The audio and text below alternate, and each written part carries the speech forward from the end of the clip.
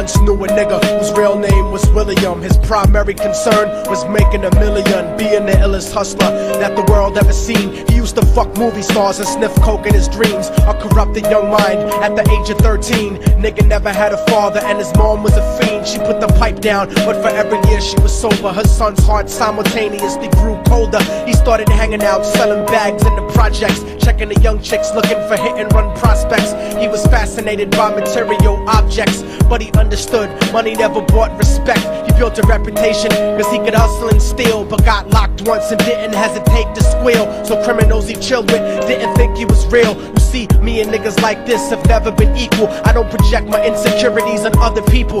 He fiended for props like addicts with pipes and needles, and so he felt he had to prove to everyone he was evil. A feeble-minded young man with infinite potential, the product of a ghetto-bred capitalistic mental. Coincidentally dropped out of school to sell weed, dancing with the devil, smoked until his eyes would bleed. But he was sick of selling trees and gave in to his greed.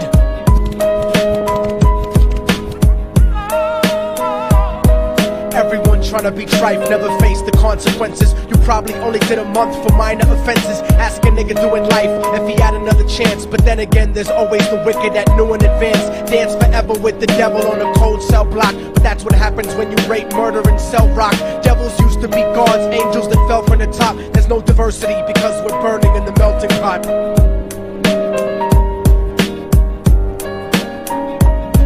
So Billy started robbing niggas, anything he could do to get his respect back in the eyes of his crew. Starting fights over little shit up on the block. Stepped up to selling mothers and brothers the crack rock. Working overtime, making money for the crack spot.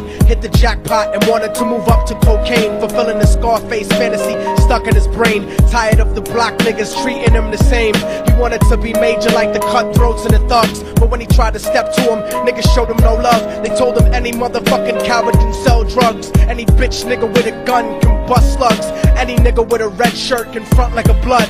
Even Puffy smoked the motherfucker up in the club. But only a real thug can stab someone till they die. Standing in front of them, staring straight into their eyes, Billy realized that these men were well guarded, and they wanted to test him before business started. Suggested raping a bitch to prove he was cold-hearted. So now he had a choice between going back to his life or making money with made men.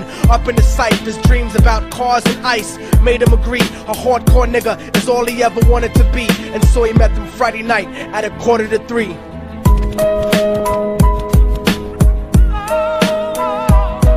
Everyone tryna be trife, never face the consequences. You probably only did a month for minor offenses. Ask a nigga doing life if he had another chance. But then again, there's always the wicked that knew in advance. Dance forever with the devil on a cold cell block. But that's what happens when you rape, murder, and sell rock. Devils used to be God's angels that fell from the top. There's no diversity because we're burning in the melting pot.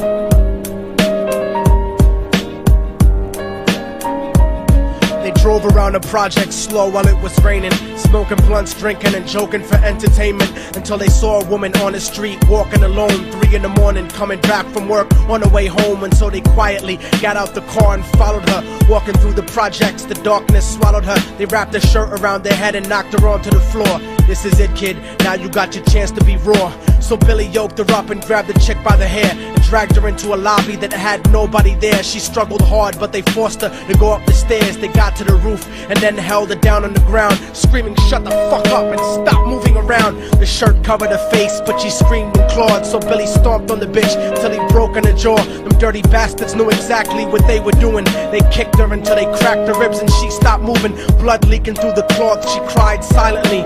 And then they all proceeded to rape her violently. Billy was made to go first, but each of them took a turn, ripping her up and choking her until her throat burned. Her broken jaw mumbled for God, but they weren't concerned. When they were done and she was lying bloody, broken and bruised, one of them niggas pulled out a brand new 22. They told him that she was a witness for what she'd gone through, and if he killed her, he was guaranteed a spot in the crew. He thought about it for a minute, she was practically dead, and so he leaned over and put the gun right to her head.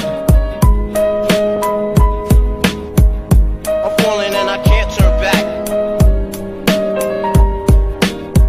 I'm falling and I can't turn back. Right before he pulled the trigger and ended her life, he thought about the cocaine with the platinum and ice, and he felt strong standing along with his new brothers. Cocked the gat to her head and pulled back the shirt cover, but what he saw made him start to cringe and stutter, cause he was staring into the eyes of his own mother. She looked back at him and cried cause he had forsaken her. She cried more painfully, and when they were raping her, his whole world stopped. He couldn't even contemplate. His corruption had successfully changed his fate, and he remembered how his mom used to come home late, working hard for nothing, cause now what was he worth? He turned away from the woman that had once given him birth, and crying out to the sky cause he was lonely and scared. But only the devil responded cause God wasn't there, and right then he knew what it was to be empty and cold. And so he jumped off the roof and died with no soul. They say death takes you to a better place, but I doubt it. After that they killed his mother and never spoke about it. And listen, cause the story that I'm telling is true, cause I was there with Billy Jacobs and I raped his mom too. And now the devil follows me everywhere that I go. In fact, I'm sure he's standing among one of you at my shows, in every street cipher listening to Little Thug's flow. He could be standing right next to you and you wouldn't know. The devil grows inside the hearts of the selfish and wicked. White, brown, yellow and black color is not restricted. You have a self-destructive destiny when you're inflicted, and you'll be one of God's children that fell from the top. There's no diversity because we're burning in the melting pot. So when the devil wants to dance with you, you better say never, because a dance with the devil might last you forever.